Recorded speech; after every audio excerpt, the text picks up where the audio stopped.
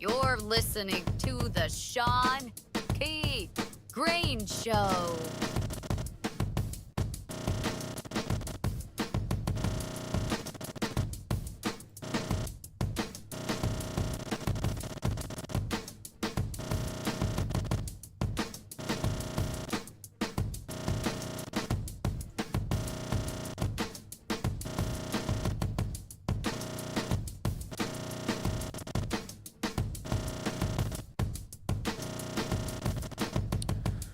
Okay, what's up? It's Taco Tuesday, everybody. Yes, and the Knicks are in the top. I think they're in the top 4 teams, if I'm not mistaken, in the East. I have to double check. I'm not paying attention with the basketball, to be honest with you. Don't be mad at me. You know what I'm saying? Paying a little bit more attention to hockey lately. And I wasn't even paying attention to hockey last year. Just because the Sabres have been out of it up until this year for 14 years straight. So, you know, the playoffs were irrelevant as far as my pick for who would win the Stanley Cup. Although secondary would be like the Tampa Bay Lightning, who won a couple times over the years. Well, anyways, Shawn P. Greene, ShawnPGreene.com.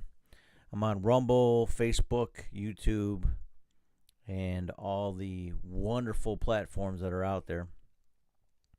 And I'm enjoying Taco Tuesday. And I haven't had any tacos today, by the way. So, not a big deal for me. I did have something interesting Saturday night. I know it's been a couple weeks since I've been on here. I think 2 weeks ago today is the last time I've been on here. Some people, you can really care less, but I'm okay with that. It's okay. I still love you. But I was pretty busy, pretty tired. I was exhausted, I think, last Tuesday. I was busy doing something else. I'll get into that in a second. Maybe I can find something about that on my Facebook page. But we're kind of shifting gears as far as church culture in the circles that I'm kind of hanging with, if you will, with the pastors that lead certain fellowships in the Western New York area. And I think we're on to something. Although many other regional churches, some of them are experiencing a revival. You know, I already seen it. I see others that are wanting to get in on it. And it's, I would say, it's a little slow process for some fellowships. I don't know what it is. All I know is that I'm just flowing with whatever the Lord wants me to do. I don't care. You know, I'm not forcing anything to happen that the Lord is not doing. For me personally, I'm just soaking it all in. I'm enjoying some time, refreshing, focus. I'm getting ready for an event next weekend that I'm hosting, and that would be a men's conference. So, but let me see what I got on my Facebook page here. Maybe I can share. Sometimes I miss some ideas of what I'd like to talk about. All right. Let's see. I posted Jesus Christ of Nazareth, Prince of Peace. Let's see. Oh, this was awesome. Little sports story. The owner, very good backstory. This owner of this Kentucky Derby winner. It was a come from behind. It was amazing. Come from behind win. This horse was dead last, and it won. So phenomenal. I mean, what a great story. And Sherry Devereaux, I think that's her name. first female trainer to win the Kentucky Derby. So that was, that's a historical moment. But if you get a chance, look at the backstory of this. It was amazing, But just watching this horse come from behind was really awesome. Saturday night, this previous Saturday night, I was in Toronto. I was hanging out at the DoubleTree Inn or DoubleTree Hotel in Mississauga, just south of Toronto, and Jonathan Shuttlesworth was there, so I had to attend. It's only an hour and a half away here from Buffalo, so I had to see it. And my TikTok is not displaying. Let's try it again. All right. Well, let's try this. Let's go to my TikTok, see if it's even operating. It's always got somebody. Hang on a second. I'm not going to display somebody else's videos and product yet. Maybe they kicked me off the platform. How about that? Let's see. Let's just go to my profile. There you go. Okay. Let's go to my profile, Shawn P. Greene. All right. And this was just a little snippet of the video that I took. A couple of images.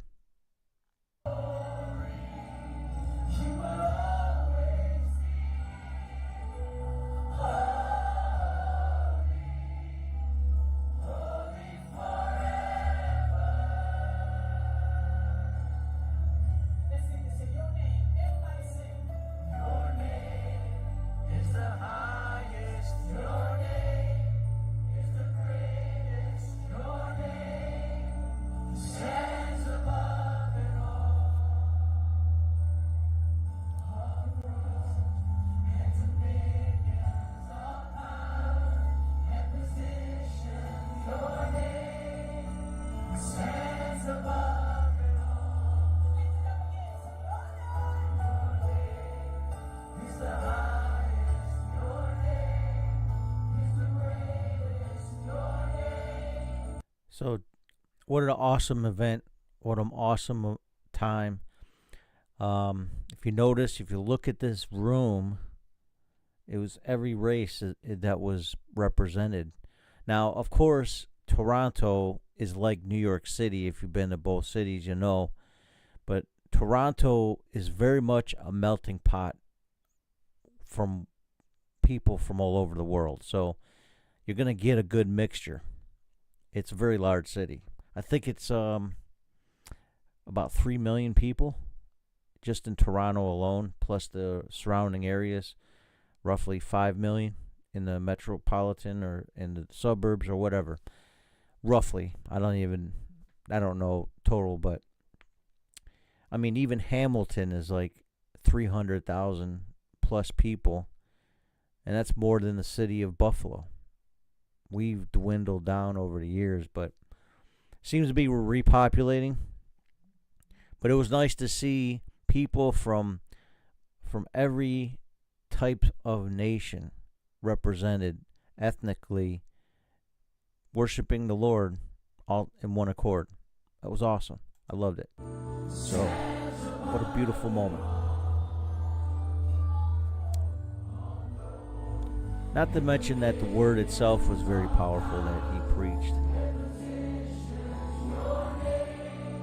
Clarita is a very powerful worship leader. She's the worship minister that leads Revival Today Ministries down in Pittsburgh.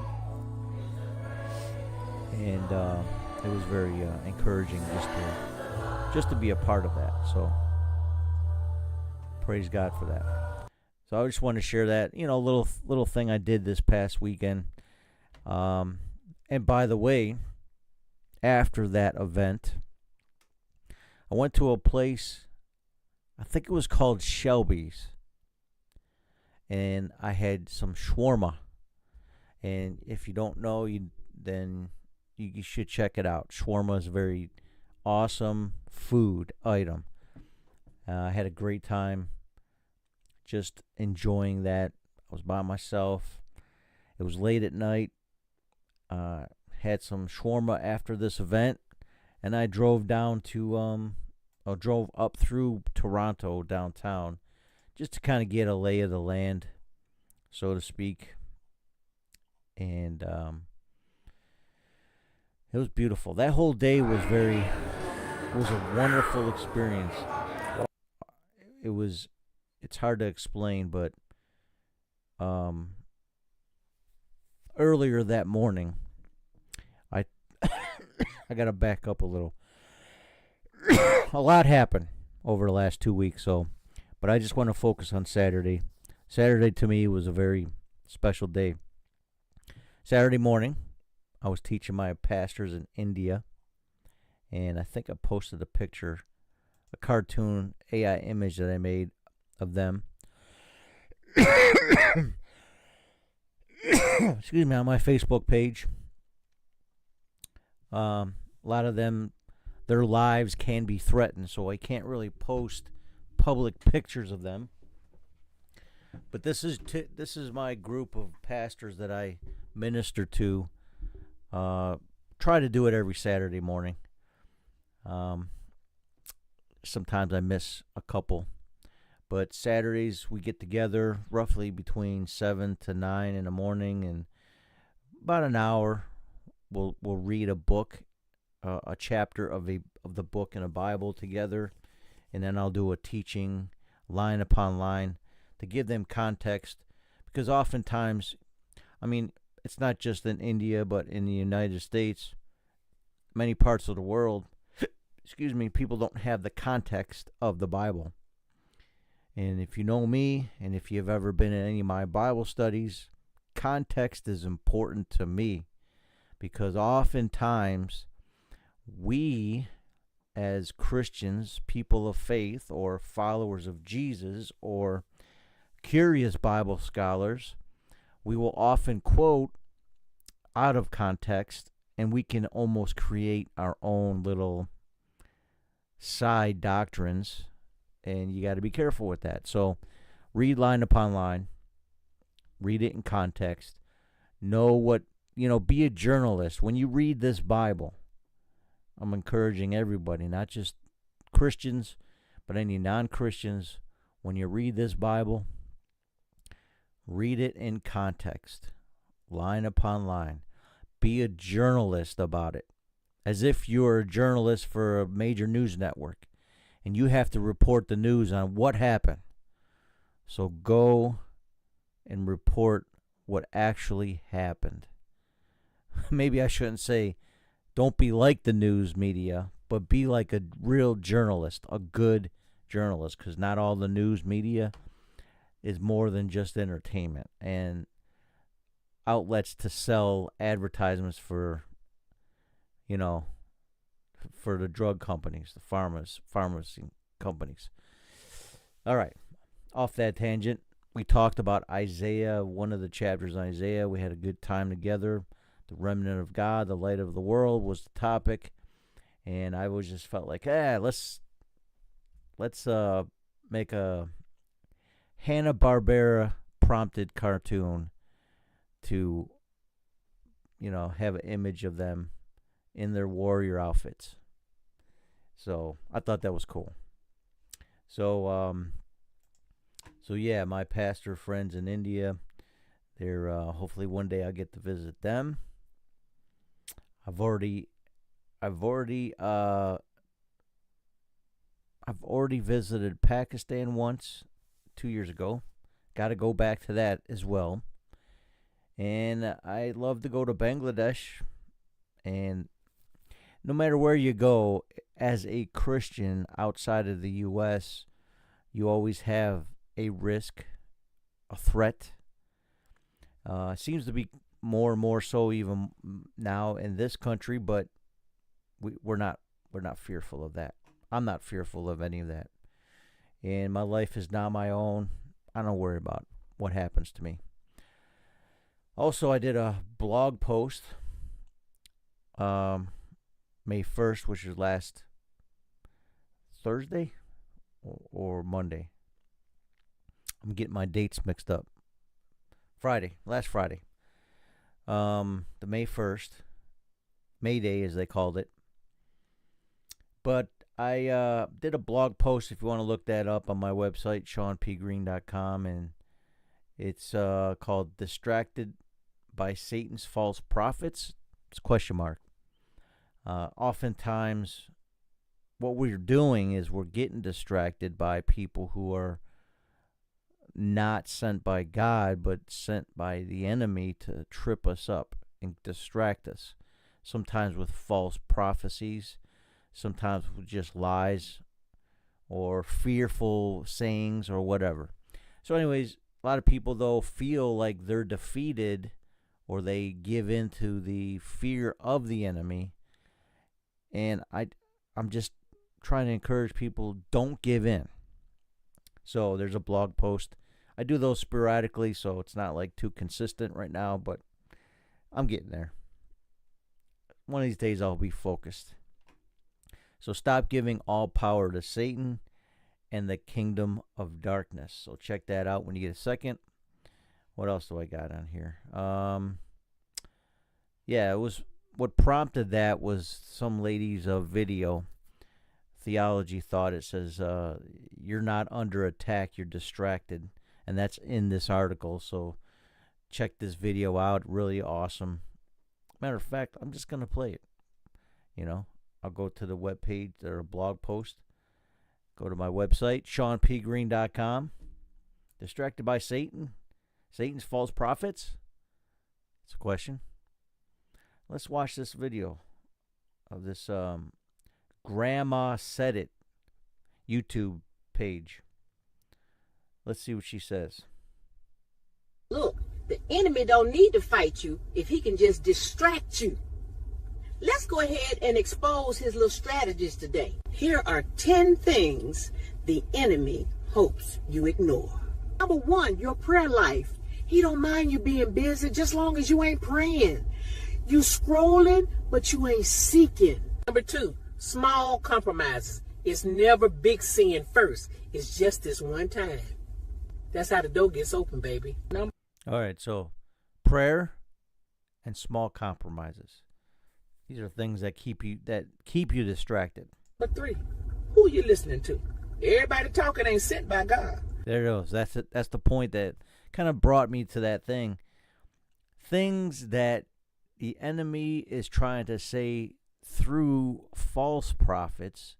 I mean, they can also be in the church, and you got to be careful. I mean, I could probably say there's times I said stuff that is not God saying it, but it could have been mixed in with my own feelings, my own thoughts, how I process things, and then I just spew out garbage. Sometimes that happens. It happens to the best of the best, but as Christians, we're the ones that got to be more careful about that kind of thing. We cannot be false teachers, false prophets, anything. Nothing that we do for the kingdom should be a falsehood. It should be exactly what God would say. And here's the thing. Most prophecies are just confirmations of what God has been already showing you. Most of the time, if you're not listening to God at all, and you do hear a newer prophecy, make sure you check that with the Bible, that it's not a falsehood or something that's new age type of vibe. This is the problem that Christianity has. Everybody thinks they're prophets, and sent by God, and then they come up with some ridiculous thing in their own brain saying, God's telling me to tell you, and then it's a false claim. It's a false prophecy. And even Paul says prophecies will fail, so that's all in the article. Anyways, let's continue. Some of y'all being spiritually influenced by people who don't even pray. Number 4. There it is. That's another thing. Is the prayer life of the person prophesying even proper? Come on now. All right, let's go. Your thoughts. Not every thought is yours. Some of that negativity, that's planted. Stinking thinking. It's like Joyce Myers, was big on the battlefield is a mine. I think she made a book about it. Same concept, Don't let things land in your brain as far as thoughts. And you just letting it sit there rent free. Number 5, delayed obedience. You said, I'll do it later. God said, do it now. That's it. Oh, how many times I could say I could have, should have, and would have done something for God when I was given the instruction to do it and I didn't do it. How many times I delayed a blessing by not being obedient and just doing it, not worrying about it. Guess who you're listening to? Number 6, your identity. If he can confuse who you are, he can control how you live. You are not what you've been through.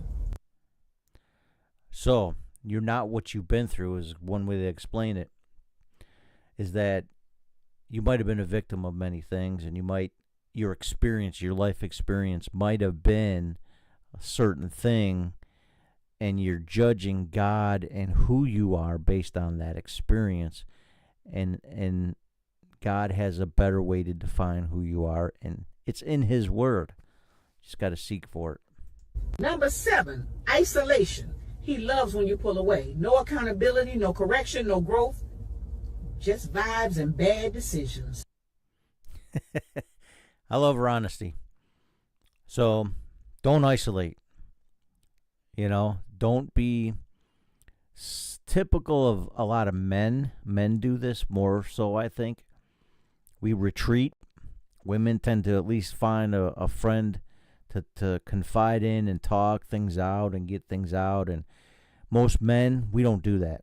We don't go, hey, man, I'm feeling down. I'm feeling, we isolate ourselves. And that's the worst thing you can do in your walk with Christ. Number 8, being easily offended. There you go. Easily offended. Especially when somebody's being corrected. If somebody tells you, that's wrong, it's an error, and you're offended by it, you got some issues. That's all it is, and everybody's got issues, and I'm not saying anybody's even close to being a perfected being yet, but one of the things you can work on, some of us all, is not being offended when somebody tries to correct us in an area that we're not quite an authority on. Every little thing got you hurt? Congratulations. You're distracted and ineffective. Number 9, your authority. You got power in Jesus' name, but you act like a victim. The enemy hopes you never realize who you are. There it is. I am more than a conqueror. I'm an overcomer. Can you honestly say that to yourself in the mirror and tell yourself that? I am more than a conqueror. I am an overcomer. Can you say that about yourself? It took me years to get to that point, but yes, I can say that now. And number 10, consistency over feelings. You only show up for God when you feel it. Oh, He loves that. Because discipline breaks chains. Your emotions do not. The enemy ain't created. He just hoping you stay unaware. But not today. Not on my watch. Now go pray and stop playing. I like that. It's beautiful. She couldn't have said it any better myself. So those are 10 things that she brought up that's distracting you from actually focusing on God's plan for your life. But one of those, the number 3 point, is what this article, I felt like God was prompting me to expound on and get scripture in there and some examples and stuff like that. So check it out. Distracted by Satan's false prophets. That's my article that posted last week. So check that out. Let's see what else. What else do I got going on? Let's look at my Facebook again. All the drama happens on Facebook. Oh, okay. Here's my little snippet from King Charles came in town last week. And so I got 111th King Charles. So, little side joke with a video that surfaced with Ilhan Omar's speech one time when she referred to World War II as World War XI. firestorm of criticism of everybody that started making this viral and started commenting. And of course, my sarcasm also has to be included. That's just a part of my flesh. Still has to die, yet I still use it. Lord help me. So anyways, so I posted the 111th King Charles, remember, he's King Charles III, visited America for the first time since World War XI at the Leering Center during No King's Day. See, it's just loaded with irony in that sentence. So that was it. It was loaded with irony. No King's Day. We had a king. Nobody protested. Okay. This is the insanity of the whole idea. It's like everything implodes on itself when it comes to these kinds of situations. I just think it's funny. Let's see, what else? I was posting something. Oh, because I was reading something in Bible study about immigration.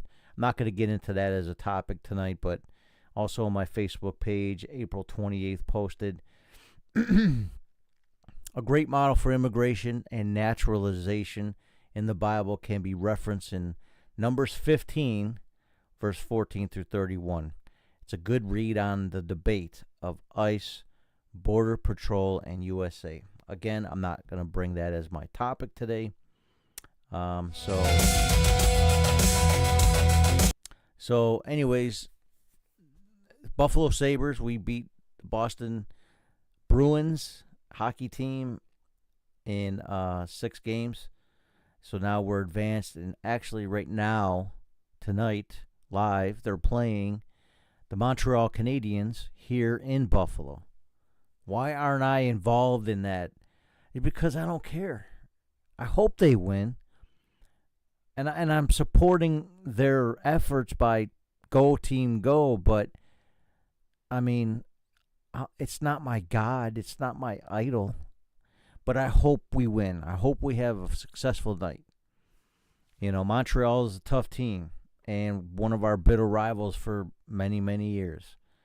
So we're hoping that this will be a good test for us. And if you know anything about the other hockey teams on the West, the Avalanche and the Wild, I think it was last night, it was 9-6. You know, you would think that's like a Baltimore Ravens versus the Cleveland Browns game with all the field goals, right? But no, these were hockey goals, and you get 1 point for each goal. So 9-6 is pretty wild to see that happening. I think they beat us out. We had 7-6. We played Tampa Bay about a month ago in regular season, and Avalanche looked good. That's all I'm going to say. What else? Another theology thought this week, last weekend. Evangelists are not pastors, and pastors are not micromanagers. And it's not saying that an evangelist can't be pastoral at times, but your primary function is what flows the best through you. And a pastor is, the model of a pastor is Psalm 23, the Lord is my shepherd. The pastors are supposed to be shepherds. And if the Lord is your shepherd, you shall not want. Whoever is a pastor, you shouldn't have any lack spiritually. You know, we can just go on and on, even sometimes financially. Some people are in need. You know, you're supposed to divvy up whatever wealth is within a congregation, and you're supposed to share it amongst the rest of the flock. You know, that's how congregations should survive. But we're in America. We're in a greed society, selfish society. So you have a lot of pastors that are just not doing nothing for their people. So I'm not saying who it is or not. That's not even, I wasn't pointing to a certain person, so I'm not even going to say anything about it. So let's not get any further into that topic. that'll be another little side note for another day. All right, what else we got going on? What other articles that I'm working on 2 more articles, just not ready to release them yet, but again, ShawnPGreene.com if you want to look at it. There's something else I wanted to bring up. I have my hashtags here I got to look at. All right, so, there's new talk, it seems, about the alien invasions coming up. That's crazy. Sorry it took me 30 minutes to get into that. But this topic of aliens coming to take over the earth again, and the rehashing of, I think Trump was releasing the secrets of, Area 51 and aliens and all this stuff that was all top secret for all these years, CIA documents, whatever. I don't know all the details, but all I know is now it's being leaked out and preparations are being made for alien invasions and in a Christian perspective. And I think even Perry Stone brought it up. So, it's the buzz in the political realm too about explaining in the Christian world. It is what's going to explain what the rapture is, or the catching away of the saints. And that's a theological thing we can discuss later, but this is what they're going to say is happening for those that are considered Christians that are raptured. They're going to say the aliens took them.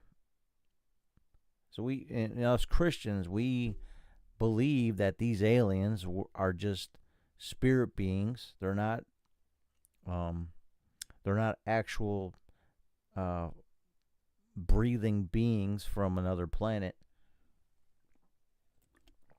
Although, who knows where demons, fallen angels that are not in the pit right now, what kind of species they've tried to create in another planet. I'm not going to say that's happened. I don't see that evidence in the Word. But I am not so close-minded as to think it's a possibility other planets are inhabited. Or some sort of life, some sort of bacteria, some sort of, evolving creature. I don't know. I'm not going to say yes or no. I'm not on those planets if they do exist. I'm on this planet, and if I can see it, okay, I believe it.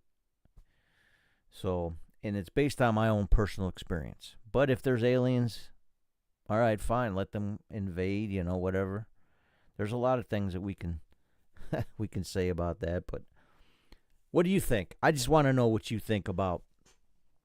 Tell me what you think about what I've said so far about these different topics, because to me, I'm interested in hearing your perspective.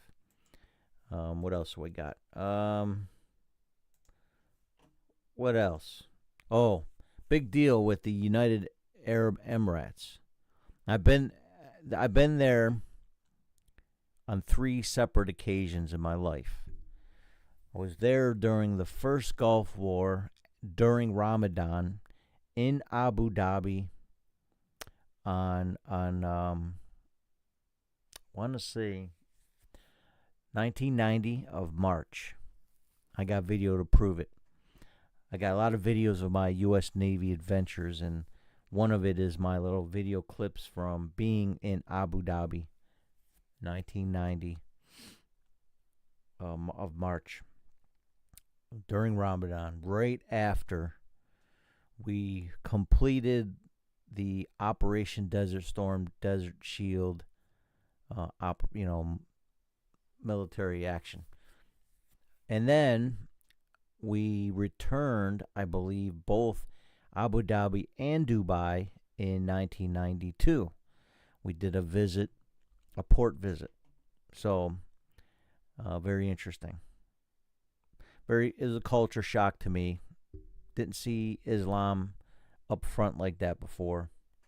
Now, I mean, we see Islam in America up front now. It's more and more people that are Muslims from the Middle East and Asia, various parts of the world, are now in the United States, and it seems to be ramped up since COVID. I don't know when the floodgates opened, but I can tell you that during Obama's administration, or during the time that they call the Arab Spring, that was what brought out and encouraged more people from Islam to inhabit the U.S. And so not only has first generation of immigrants from the Middle East and in India and so forth, different countries have come to America, but now since 9/11, a lot of their children that were born here, they would be about 20 to 25 years old at this time.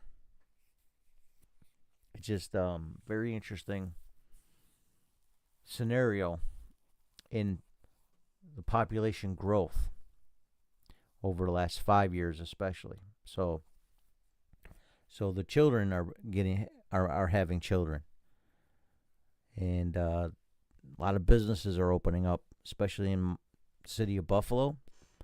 It's all over the east side, town of Lackawanna, and in other parts of the city of Buffalo. So I'm not alarmed about it. You know what I mean? I'm not, God's not giving me a spirit of fear, but love, power, a sound mind. So it doesn't affect me in a negative way, but culturally, the agenda is to take over. So I'll just leave it at that. But United Arab Emirates, I went there one more time, just flying through 2 years ago on my way to Pakistan, and I stayed there, both going there and coming back, about 12 hours each time, 9 hours the first time and 12 hours the second time, at the airport, El Zayed Airport. Beautiful airport, by the way. It's one thing that they have capitalized on was the beauty and the income that they had from the oil sales worldwide. They were one of those countries that benefited. They capitalized on Western economy. But most recently, Iran attacked them. And just recently, it was just happened, like today. They were bombing parts of Dubai, I believe it is. So there's some drama going on over there, and we're gonna pray for everybody that's in harm's way. I pray for all innocent people. I don't care what their religions are. I do pray for innocent people. People whose motive is not to harm, but just to be a peaceful living person and just worship as they wish, study and whatever. I'm fine with peacefulness. It's those crazy people that got it in their heads, no matter which religion they choose, that they have to conquer everybody. And I'm not just talking about the Muslims. I'm talking about the Jews. I'm talking about the Christians, the Hindus, any crazy person from any of those religions who think their agenda is divide and conquer and subdue everybody under their system. I'm not for that in any possible way. Even as a Christian, I'm not one of those Christians that are crusaders, so to speak. And I'm not going to downplay the crusades either. Some of that was warranted based on threats, but some of it was was taken too far. Many things were taken too far, and we won't get into history yet, but that's really something I'd like to talk about and debate somebody about. You know, if there's a constant threat to you, you have to fight back. You can't just sit back and allow it to happen. There's a defense that's available to you. Also, you turn the other cheek, and last time I looked, I only have 4 cheeks. So you know, time's up after that. So you do have to defend yourself. I'm very much a believer in defending innocent people. Just think of it in a sense of a father or a mother. If your children are being threatened by everybody in your neighborhood, what are you going to do? Just say, hey, go ahead and attack my children and kill them and hurt them and whatever. No, you're going to try to defend your children. So I do believe that if you have the power to protect and defend anybody that's in your sphere of influence, you should do it. That can be at a parent level. That could be at a city or a congregational level. That could be at a federal level, a sovereign nation level. So if anybody's making threats to you, protect yourself. Defend yourself. But don't be the aggressor. Don't be the one that's out there starting the trouble on purpose for your own selfish gain, for your own benefits. That's all I'm saying. That's my thinking. Being a part of the military, I believed in it. I believed in defending the Constitution of the United States. I didn't always agree with every action that was taken. It was hard to submit sometimes to the leadership that was compromising what I thought was going too far. I didn't stay long. I did my 4 years active in the Navy. I did 2 years reserves. And when I started seeing the wrong decisions being made, I had to bounce out. So I couldn't submit to every action that we're taking. But I do believe we should defend ourselves. Every nation should be able to be sovereign. We should protect our borders.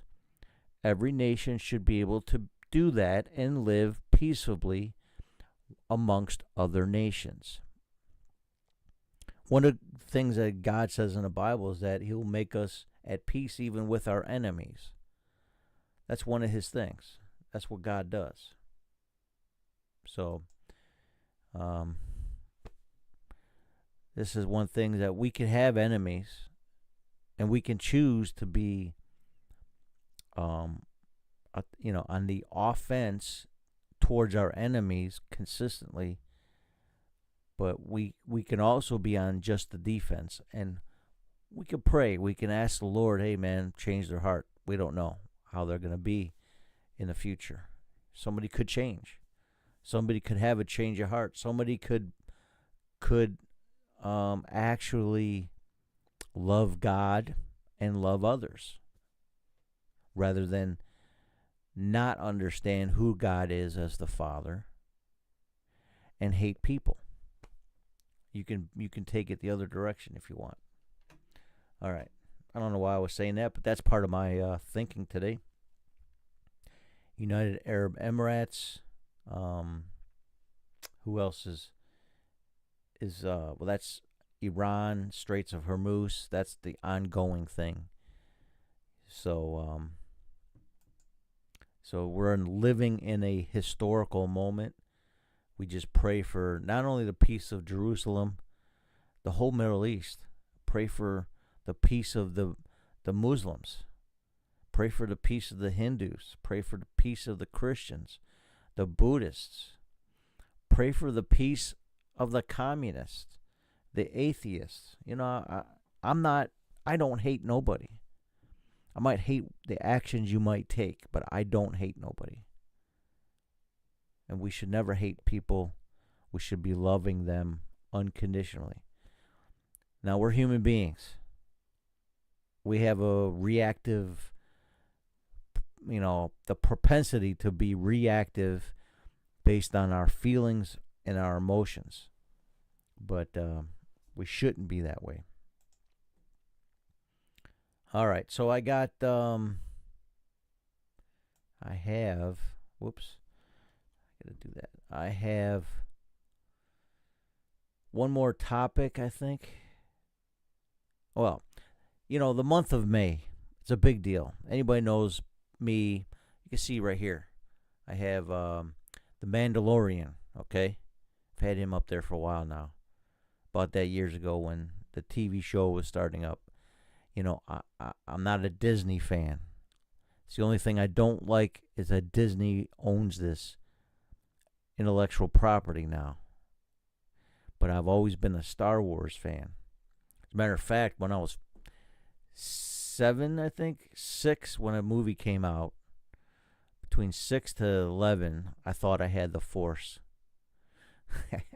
Or at least I wanted it. I wanted to be able to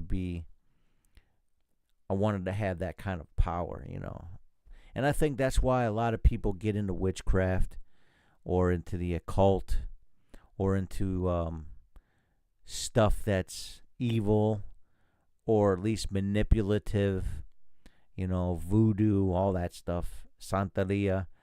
Many people, even Christianity, some people, believe it or not, they'll get into spiritualism so that they can control things. Most of the time, people feel out of control, so they don't want to lose that control, and they want to be able to have, manipulate people, overtake them, and impose their will so that they can benefit from it. A lot of people do that. Other people just do it because, vengeance. Sometimes it's vengeance. Sometimes it's spite, just hate, general hate for somebody. And they cook up all these things. And some people even think they're doing it for fortune. You know what I mean? Yeah, if you're worshiping that demon known as Mammon, and you're going to be doing things to try to control the outcome in that fortune that you want. So, there you go. It happens. Happens to the worst of us. It happens to the best of us. So, just don't be that person. All right. Cinco de Mayo. Now, Mayo, Spanish for May. Star Wars kind of taking over the month. It seems like that's the cultural sci-fi world seems to embrace the whole month now. Star Wars, I think the original movie came out May 25th, 1977. I should have these facts down. I was a big freak about it. 1977, 50th anniversary next year. So it's going to be a big deal. I think this month they're releasing a new film, and that's based on this Mandalorian and Grogu, who's the Yoda-like character, or at least a species from like Yoda was. So that movie's coming out May 22nd. Not promoting it, I'm just telling you this is what's happening. And although I'll probably see it. What else? So this month every 4th, May 4th, okay? Of course the phrase is May the Force be with you, but they use May the 4th be with you. And I saw somebody design t-shirts that flipped that to make it Christian.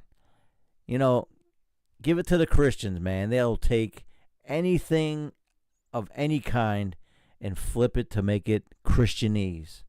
They'll make it their own. Okay? In the creative arts, if you will.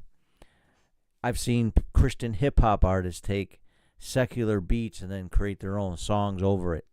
You know, not saying that they're not creative, but they try to flip everything that's already existing and make it their own. So somebody took the phrase, "May the 4th be with you." Let me see if I can find it. Somebody's got it somewhere. I know I send a lot of stuff to my brother.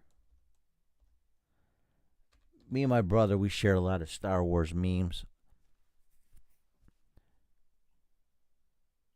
Let's see. Let's see if I can find it while I'm just be patient. Huh. Even I'm picking my nose on camera. What's wrong with you, Shawn? Okay. The light shines in the darkness. Okay, this is a cool little meme. I'm just gonna share this. This is cool. Pastor Nathan Nedopak of Redeemed Church in Cheektowaga posted this. May the 4th be with you, but the grace of God be with you always. 1 Corinthians 16:23. There you go. There's somebody that flipped a Star Wars phrase and made it a Christian thing. How about that? That's just one example. This is what we do. This is how we do everything. We take anything you got and we flip it to make it look Christian and sound Christian. He says, the light shines in the darkness, and the darkness has not overcome it.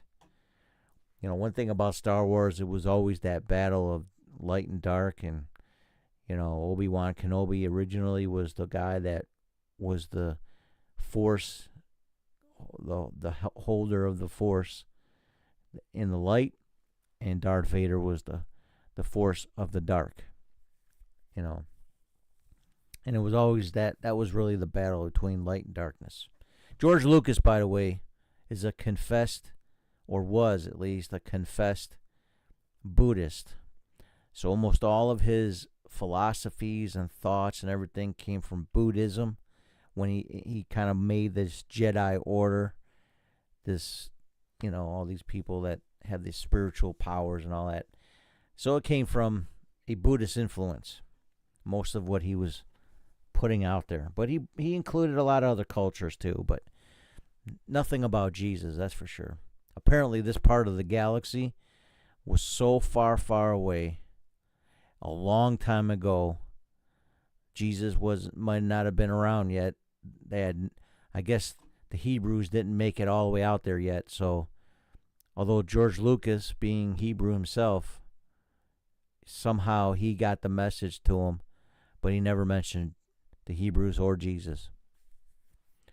So, but there's a lot of words that he uses from the Bible to, like the witches of Endor. What did he do? He used that to make the Ewoks on the moon of Endor.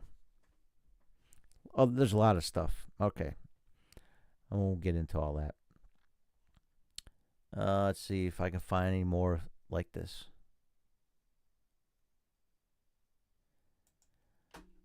More memes, more Star Wars.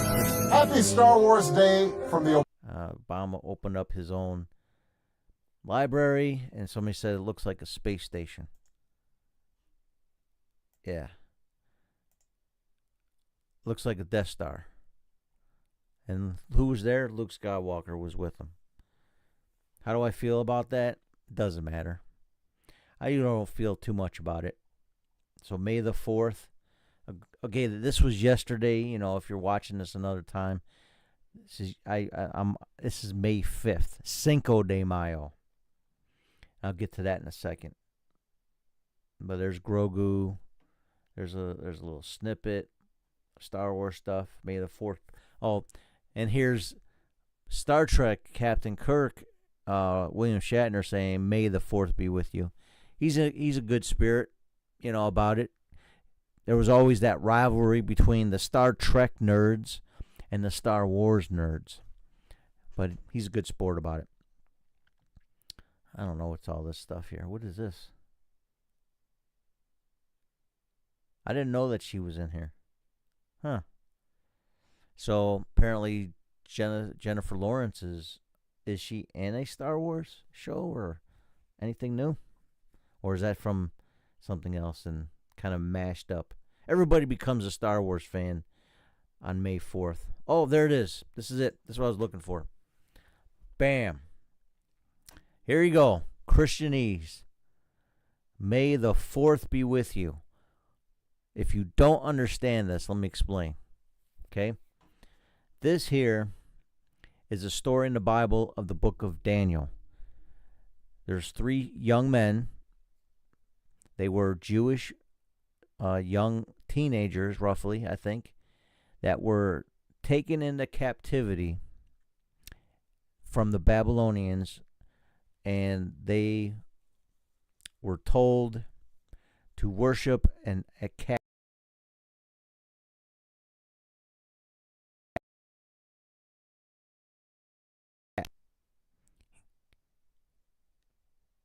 Give me a second. I'm frozen. Okay. I think I'm back.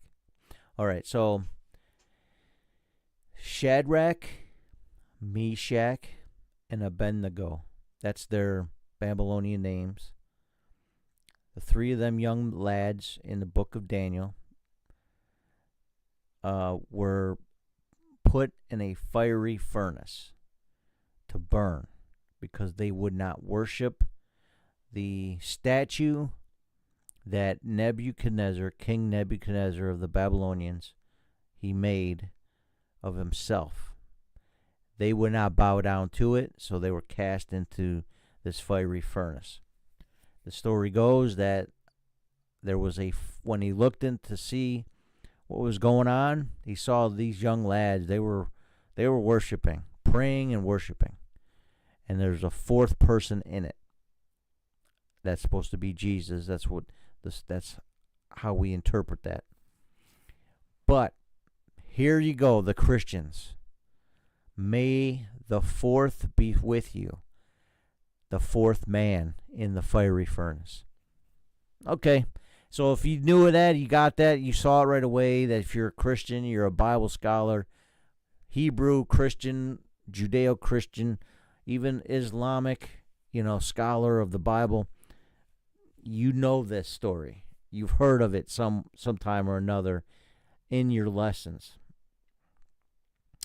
So that's what it came. Here it is. The Christians hijack Star Wars. Everything. It could be anything.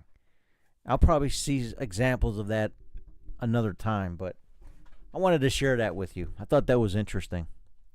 May the 4th be with you. I probably should include that in my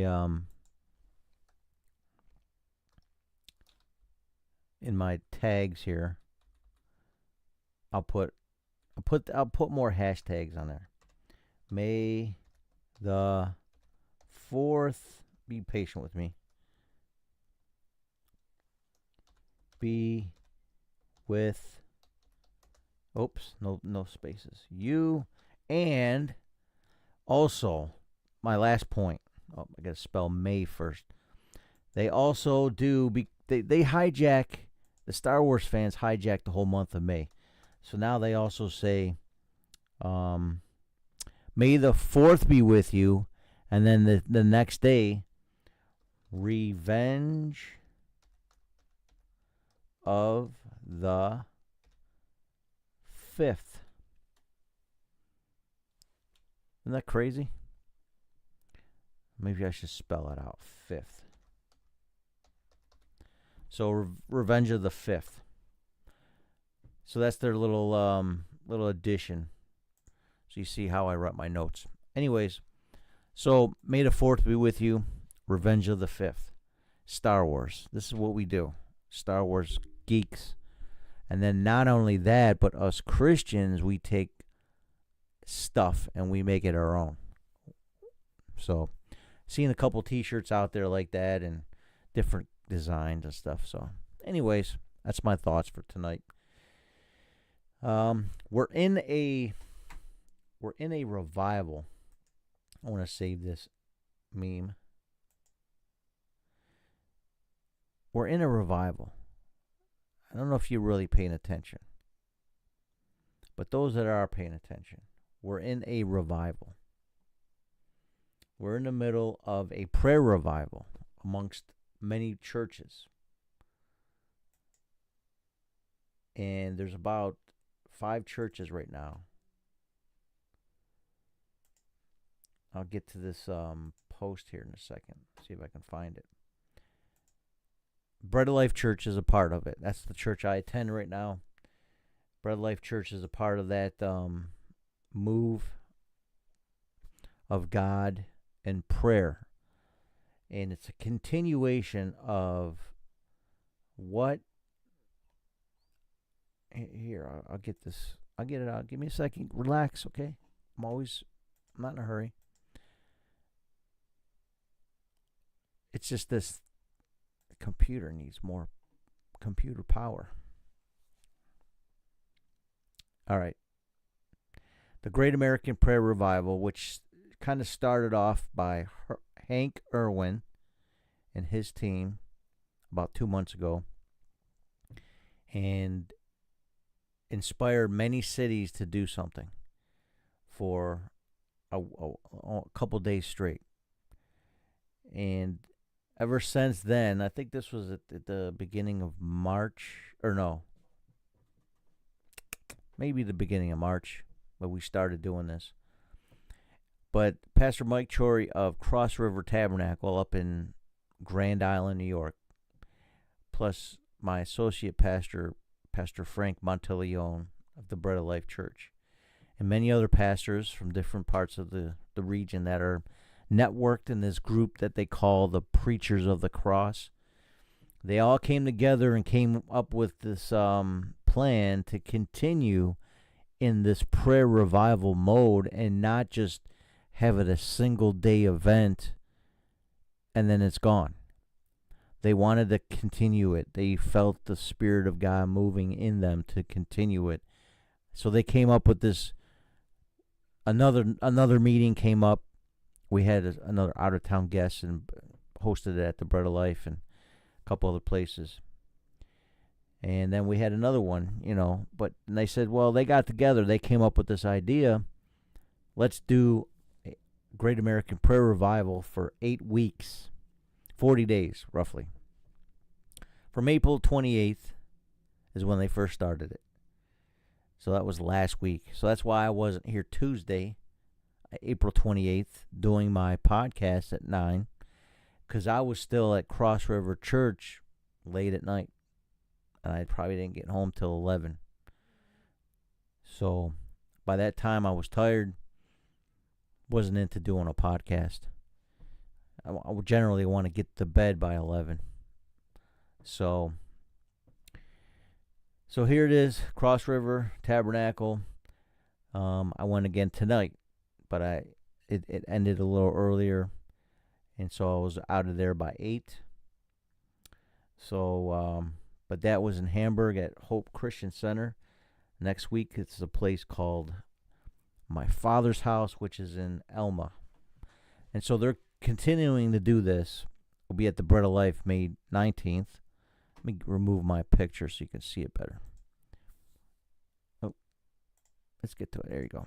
All right, so you'll see Bread of Life May 19th, so I'll be focused on that project as the video guy, of course.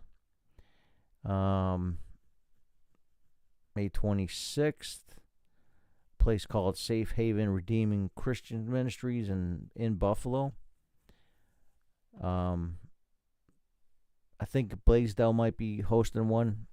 Back to Grand Island, back to Bread of Life. So Grand Island, Hamburg, Elma, Buffalo, Blaisdell, there's a bunch of churches just kind of hosting this event. Might have another one, who knows. But this is their goal, is to go through June 20th. Now, mind you, I'm hosting a men's conference, which is May 15th and 16th. The week after that is when the Bread of Life will host that event. So needless to say, I'm going to be a busy fella.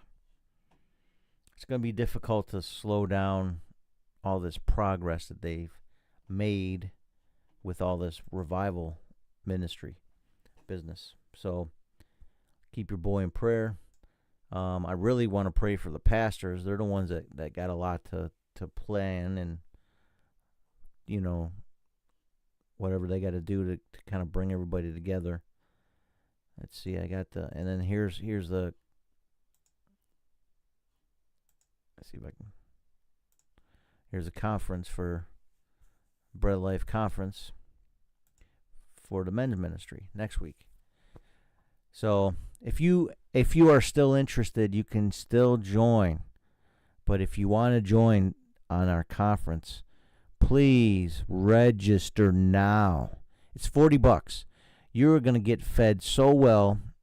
It's going to be like the Sunday after. You're going to be rolling out of bed just full. But Friday night, we're going to play a movie. Haven't announced which one yet, but we're going to have worship, a word, and a movie Friday night. Saturday morning, breakfast, 8 a.m. We're going to have 5 or 6 speakers. Lunch in between all that, and then our finale. And we don't know what we're going to do. We're just going to be led by the Holy Spirit as to what we're going to do. So go to the Bread of Life's website, go to the events, register ASAP.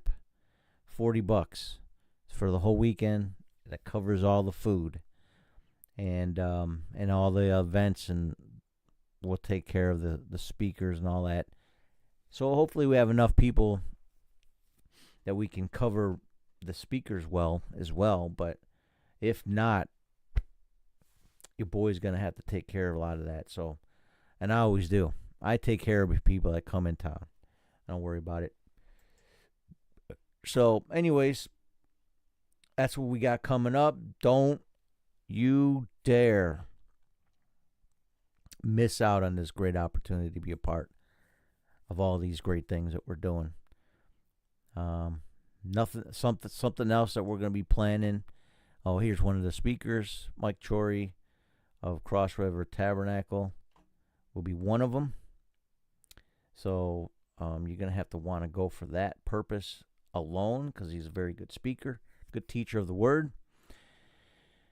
Myself, I'm going to be one of the guests. I'm going to host it, really, like I did last year.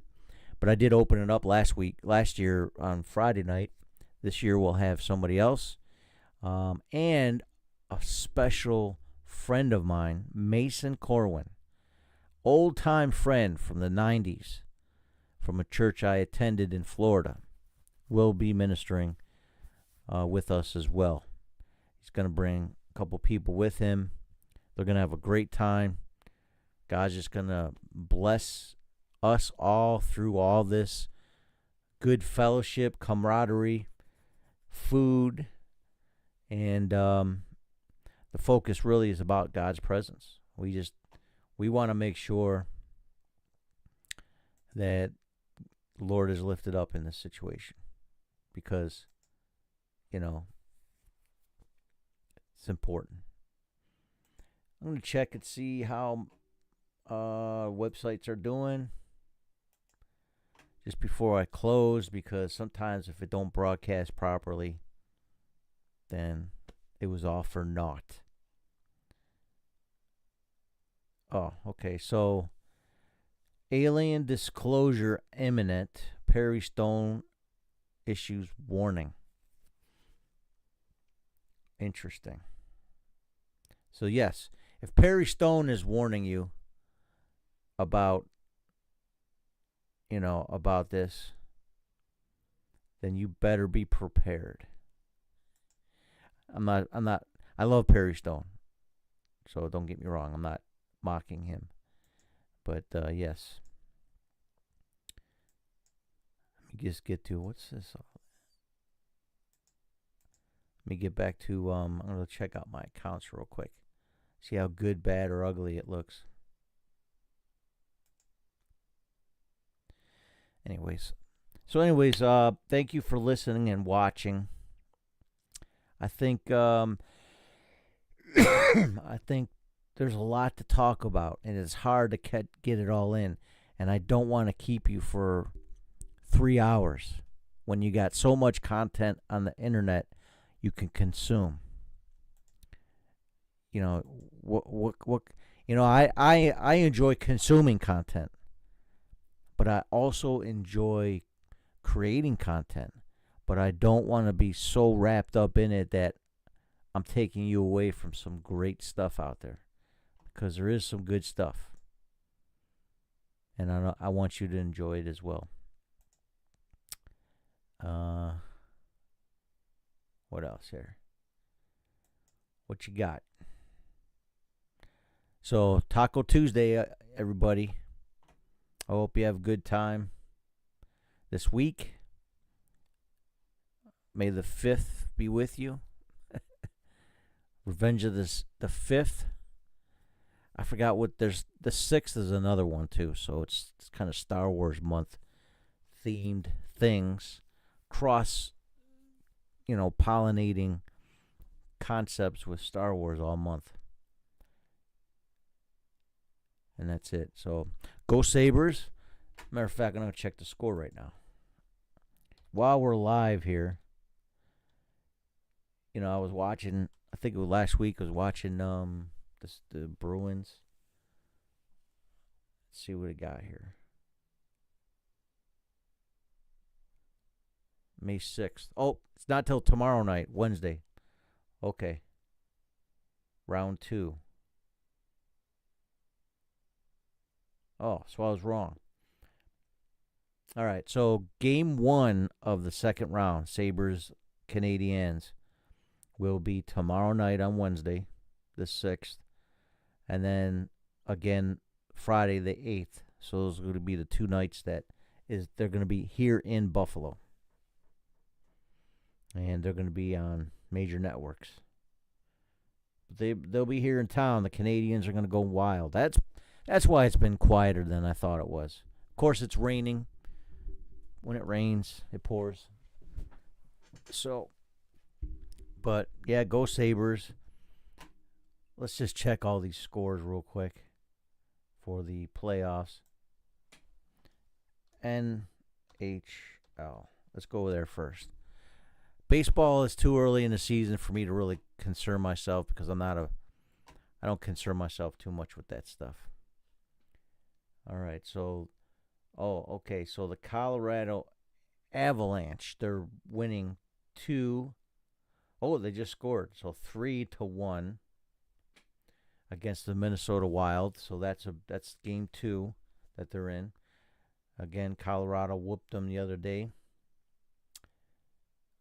Buffalo's tomorrow.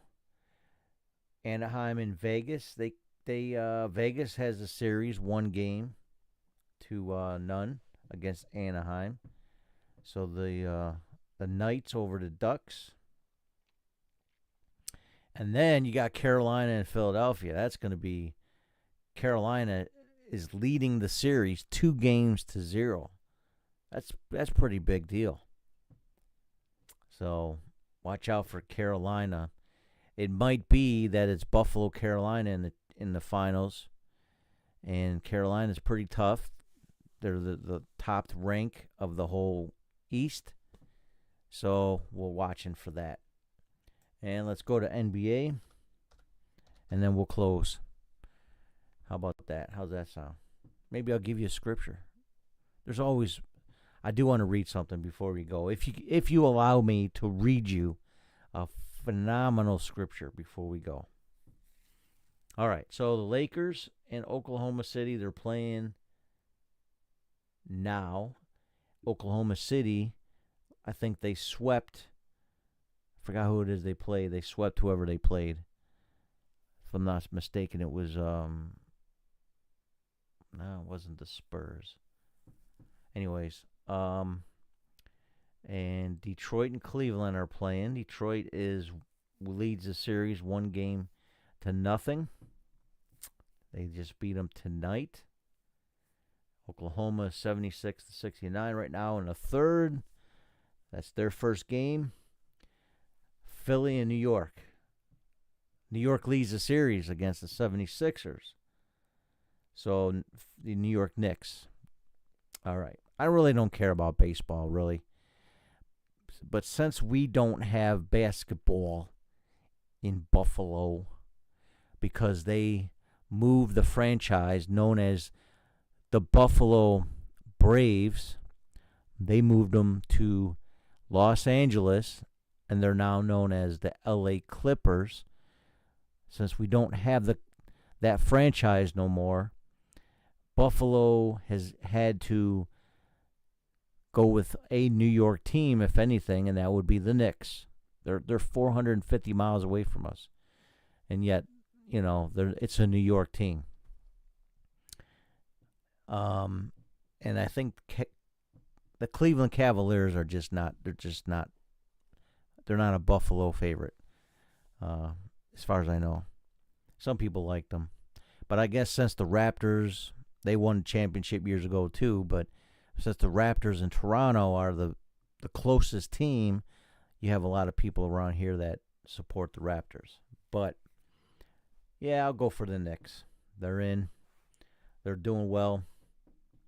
They're leading the series against Philly. So it just might be that.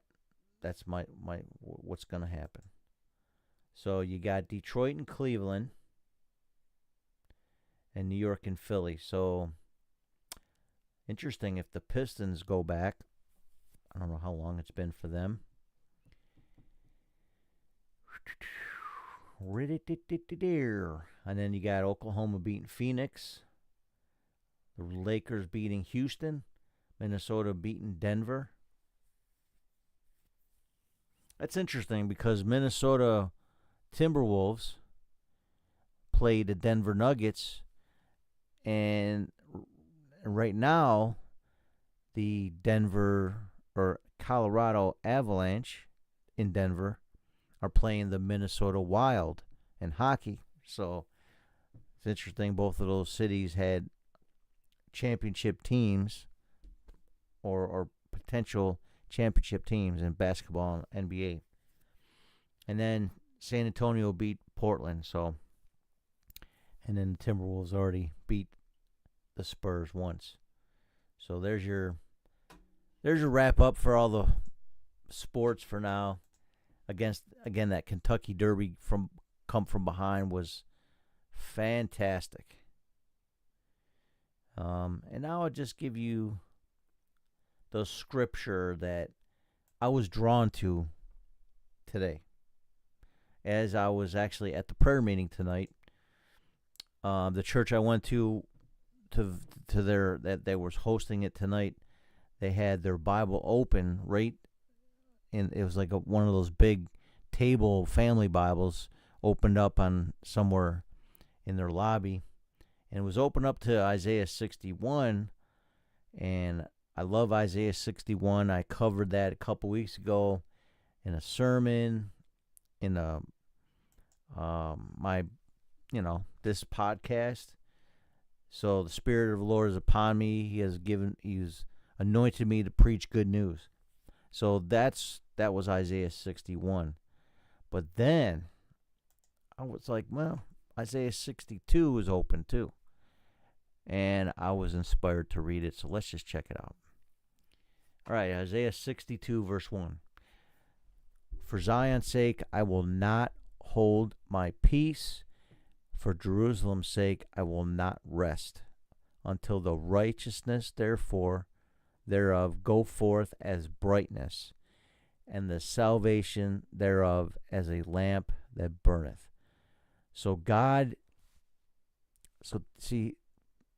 for Jerusalem's sake, the city of Jerusalem, understanding that God has called for that city to glorify Him alone. But he says, for Zion's sake, I will not hold my peace. For Jerusalem's sake, I will not rest. So he's going to continue doubling down in that. Let me see what that says in the Living Translation here. A couple different understandings. Because I love Zion, I will not keep still. Because my heart yearns for Jerusalem, I cannot remain silent. I will not stop praying for her until her righteousness shines like the dawn, and her salvation blazes like a burning torch. This is your Isaiah prophet. We were talking earlier about prophets, about how false prophets, they will try to curse you. Some of them will just say falsehoods to try to manipulate you. But here's a prophet that is trying to bless his city. He's trying to bless his people. He will pray until, that is such a beautiful thing. If anything, I can encourage you with this. Pray for your city like that. Put in the place of Zion and Jerusalem. I'm going to say Buffalo. I'm going to say, Lord, because I love Buffalo, I will not keep still. Because my heart yearns for Buffalo, I cannot remain silent. The city of good neighbors. I will not stop praying for her until her righteousness shines like the dawn and her salvation blazes like the burning torch. The city of lights. That's what that's my prayer tonight. I'll keep it just like that. That's such a beautiful scripture. I never really looked at that before, to be honest. I'm in the book of Isaiah with all my pastor friends in India. Every week we're going through the whole book for the last 2 months. And we haven't gotten to this yet, but I felt good about that tonight. Like, what are we going to pray for? Why are we praying? What are we praying for? What are we expecting? Well, I like the way Isaiah says, I'm going to keep praying until my city's righteousness goes forth as brightness. The righteousness, the right standing with God is so bright that the world sees it, that everybody can see the wonders of God, the love of God, the power of God, the manifestation of God's Spirit, and the salvation thereof as a lamp that burns, so that the people are redeemed and saved, and that everybody sees how gloriously God puts his name in that all are saved. I can't guarantee all of Buffalo will be saved, but my prayer would be that everybody gets saved, that there's breakout, revival, and awakening in this city. That's the prayer. So that's not a false prophet. That's a prophet who prophesied that Israel's destruction would occur because God told him this. And he was also warning of the groanings and the things that God was grieving about Israel. Yet, he still prays for them. That's a good prophet. That's a sign of a good prophet, is that regardless of the circumstances, whether it's the wrath of man or the wrath of God, that they're always praying for their people, for their city, to be redeemed and to shine bright. So shine bright, everybody. God bless you. Keep it real. Keep it locked. Have a happy Taco Tuesday. And be blessed. That's all I got to say about that.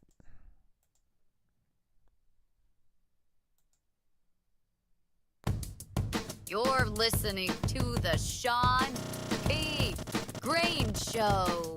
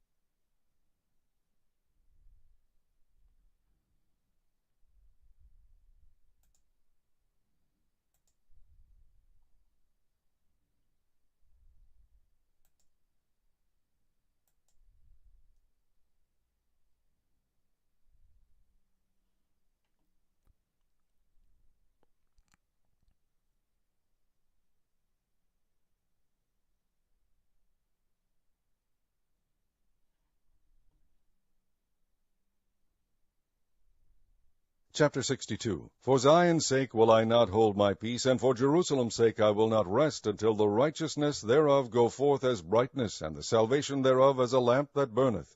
And the Gentiles shall see thy righteousness, and all kings thy glory. And thou shalt be called by a new name, which the mouth of the Lord shall name. Thou shalt also be a crown of glory in the hand of the Lord, and a royal diadem in the hand of thy God. Thou shalt no more be termed forsaken, neither shall thy land any more be termed desolate, but thou shalt be called Hephzibah, and thy land Beulah.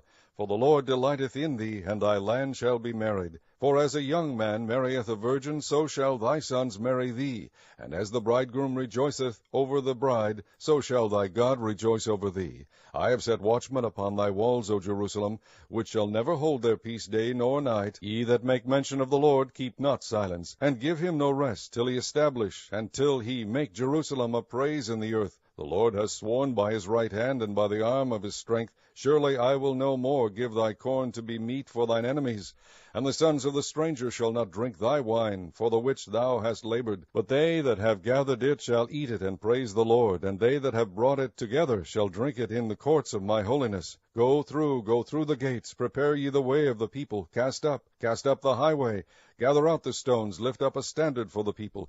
Behold, the Lord hath proclaimed unto the end of the world. Say ye to the daughter of Zion, Behold, thy salvation cometh. Behold, his reward is with him, and his work before him. And they shall call them the holy people, the redeemed of the Lord. And thou shalt be called Sought Out, a city not forsaken. Chapter 63.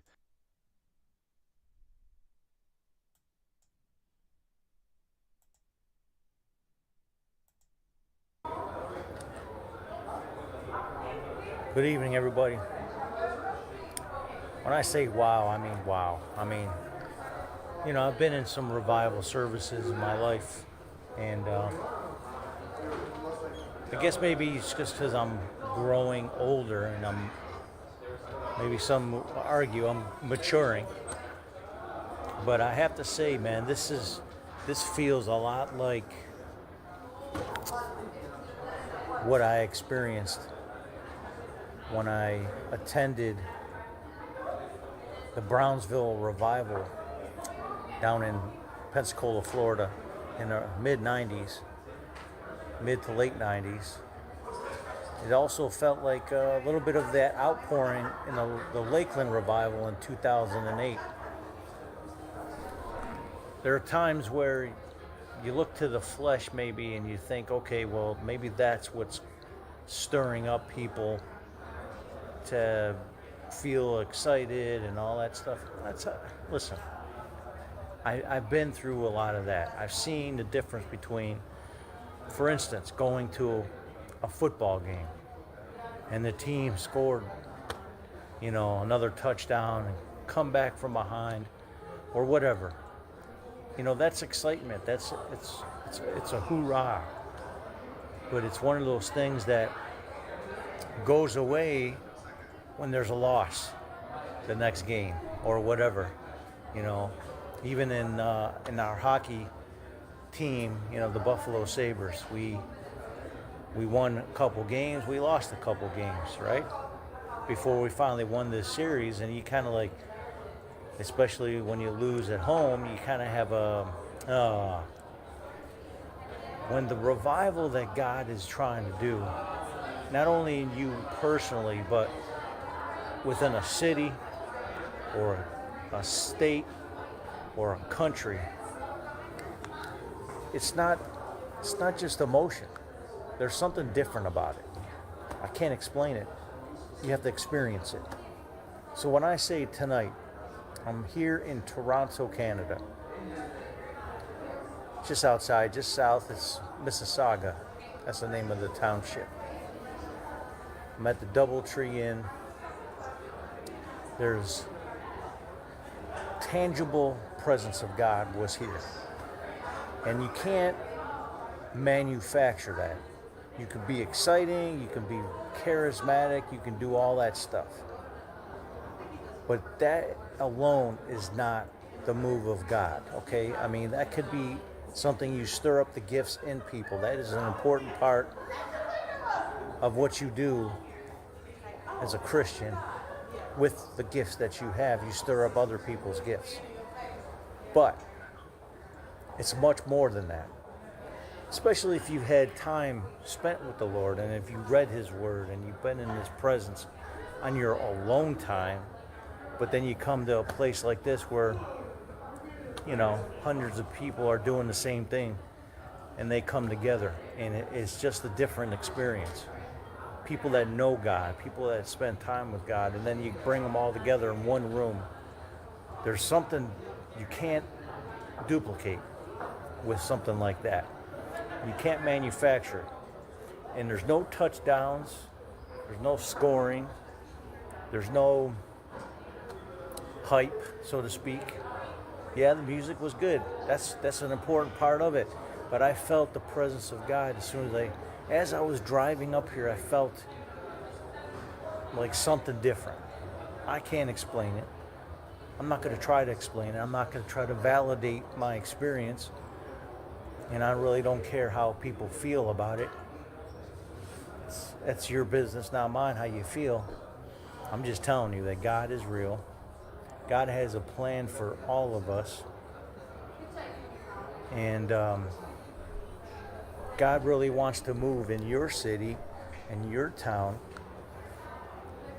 And we have to just pray against the roadblocks, those spiritual roadblocks, or in terms of like heart, those blockages, those things that are stopping you from receiving the actual love of God. The love of God is strong. When you start receiving it, you'll know where it came from. It's not something the world can give you. You can have the most worst case scenario in your life. And when you feel the love of God, it changes you. The love of God, His outpouring of His love to you is nothing you can manufacture. You can't stir it up enough. You can't create an atmosphere enough. It's either you receive it or you don't. You either recognize that it's happening or you don't. And for people that are spiritually from the outside looking in, thinking that, not quite sure about it yet, that you're skeptical, I'm saying, good, be skeptical. Because when you start feeling the love of God, then you know it's real. You can't manufacture that. What a night. I encourage you, for anybody who did not see the Revival Today Church's meeting that they hosted tonight in Toronto, Canada, at the DoubleTree Inn by the airport, Toronto Airport. Just a beautiful experience. I encourage you to go to their website. Go to, I think it's revivaltoday.com. I don't remember. But go to their website, watch tonight's event, and you'll know immediately that the presence of God is real. You can't deny it. If you're looking for it, you're going to find it. Seek and ye shall find. Knock and it shall be opened unto you. That's the kingdom concept. There's no other way to experience it. So, God is real. He wants to quicken your heart. He wants to awaken your city. He wants people to experience Him. That's it. That's what this is all about. It's not about us individually feeling good.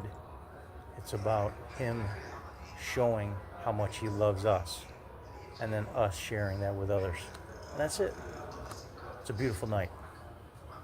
So I encourage you, go check it out, tonight's meeting. I believe it will be Revival Today on Facebook, their website, YouTube. Jonathan Shuttlesworth was the preacher. I've been following him the last 3 years. I've not been disappointed with his meetings online. I've also been to Pittsburgh, where his church is, so I have not been disappointed. And I'm skeptical. I kind of watch things, And I don't take everything at face value. I see what the Lord is doing or not doing in the presence of others. And there's definitely a tangible presence of God flowing in his ministry, through him and around him. Even the staff is anointed. It's not just one person, it's God's Spirit in it. So I encourage you to check it out. Be prepared. And even Buffalo, get prepared. We're going to have a men's conference. The focus is about being in God's presence. Press in, press on. That's the whole focus. Don't miss the move of God in your life, in your city. Flow with it and share it with others. That's all I got to say. Love y'all. Peace. I hope this is it's a slow connection. So I hope this is decent quality. I'll see you guys later. Just go to ShawnPGreene.com if you want to reach out, talk, and let's chat. Let's hang out. Let's have a cup of coffee. I'm in Buffalo, New York. Let's do something, man. Let's do something for the kingdom of God. All right, love you.